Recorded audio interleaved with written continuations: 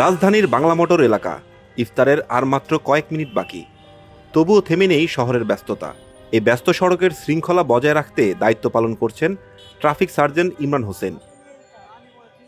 রমজান মাসে সূর্যাস্ত ঘনিয়ে এলে মানুষের ঘরে ফেরার তাড়া বাড়তে থাকে। ঢাকার সড়কের সেই তাড়া যেন আরও তীব্র হয়ে উঠেছে। ইফতারের অন্তত 2 ঘন্টা আগে থেকেই শুরু হয় তীব্র যানজট। তবে এই যানজট নিয়ন্ত্রণে যারা কাজ করেন তাদের ইফতার হয় ভিন্নভাবে, রাস্তার মাঝেই, পরিবার, আত্মীয় স্বজন বা বন্ধুদের সঙ্গে নয়। দায়িত্ব পালন করতে করতেই তাদের রোজা ভাঙতে হয়। ট্রাফিক সার্জেন্ট ইমরান হোসেনের মতো অনেক সদস্যের ইফতার বলতে থাকে কয়েকটি খেজুর আর এক গ্লাস পানি। আজানের সঙ্গে সঙ্গেই রাস্তার পাশে দাঁড়িয়ে দ্রুত রোজা ভেঙে আবার দায়িত্বে ফিরে যান তারা।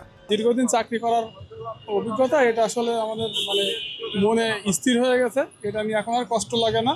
পরিবারের সদস্যরাও মেনে নিছে। রাষ্ট্রীয় দায়িত্ব, এটার ভিতরে এক ধরনের তৃপ্তি আছে যে সবাই চলে যেতে পারে, আমার একটু সামান্য পরিশ্রম হলেও সবাই যেতে পারে।